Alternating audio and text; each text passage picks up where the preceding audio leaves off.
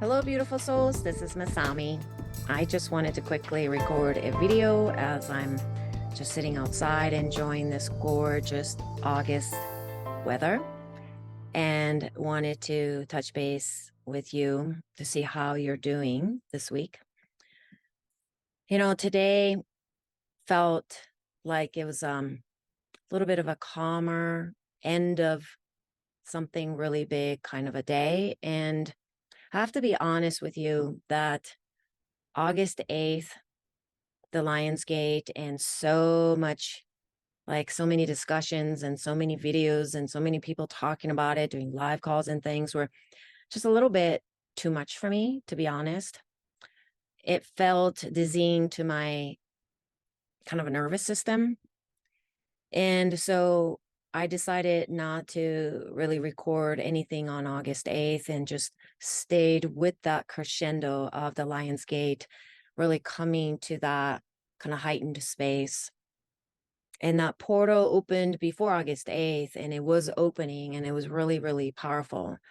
And I appreciate that, but I also felt that this Lionsgate, the August 8th, has become somewhat kind of time for all of us to be looking for a magic or a magical outcome in our lives and miraculous things happening and so on and so forth. And I just finished a live call with the group that's doing the Venus Retrograde program this month, and I went into a lot of details around what August 8th and what August 9th today means to me. So August 9th is when the second atomic bomb was dropped in Nagasaki, and August 6th was in Hiroshima. And so August 8th marks right in that middle, and where I can't help it but to remember and to know what that meant to this earth, to all of us that live on this earth right now and the future to come. These two main events on the 6th and the 9th changed the course of our human history. It created the underlying fear that all of us, whether we are conscious of it or not, is floating above it or maybe swimming in it, depending on where you're at. So August 8th is a powerful day, yes, but to only focus on the magic of it and manifestation of it and more of this spiritual, I call it immaturity, is quite detrimental because it marks it right there to me for a reason, for many reasons, but there's a bigger reason why there's that crescendo of that gateway that opens up. And, I have been receiving many emails in the last week or so, but especially since the Venus retrograde started, but particularly in a week or so, about a lot of the heartaches and heartbreaks and literally going through pain in your heart centers, from physical heart pain to emotional, the losses. And these things are really invitation in some ways for us to look at these cosmic events from a different angle, more of a mature spirituality that goes beyond what can I get and what can I take.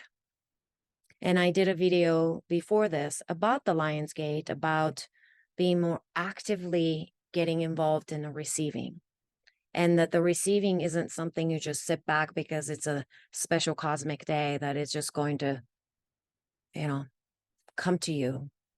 It might for some of you, but I think for many of us, it's an invitation for us to get involved in our lives, in our collective lives, to recognize that there's a lot of pain out there, a lot of suffering out there. And I think the spiritual communities, not all, but many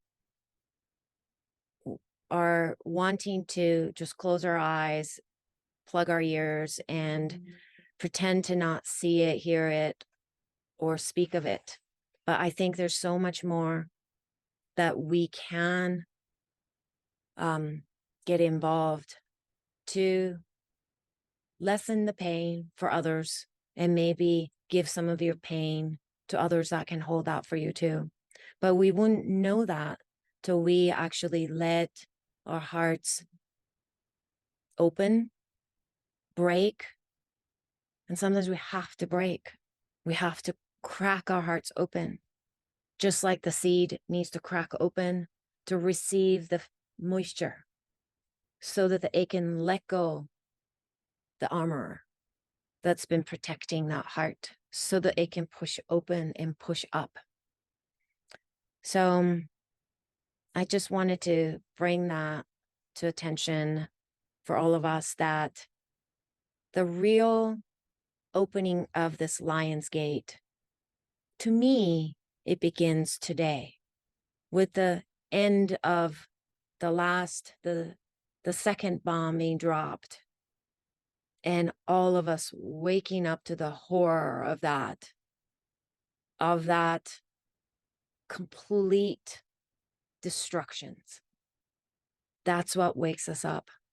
And I think we get to wake up every year around this time. Wake up to what is really wanting to shine from within, so that we can see the light in others as well as within you. And that's what the true meaning of Namaste means. So thank you for letting me speak about this. I feel that I needed to come on to say that let's continue to gently crack open the door, the gateway. Not when it's shut, it's over, but this is our opportunity to end the war that we have been waging against ourselves. That's the beginning. That is the first state to healing the universe, is that you stop waging war against you. So welcome to the day after August 8th. And I'm going to end this call with Sinead O'Connor's, one of my favorite songs by her. It's called Feels So Different. And this is after a long lyrics of what she's struggling through it. And at the end, this is what she says. The whole time I'd never seen all I need was inside me. Now I feel so different. Feel so different. I feel so different. So the whole time, we just haven't quite seen that all you need was always inside you.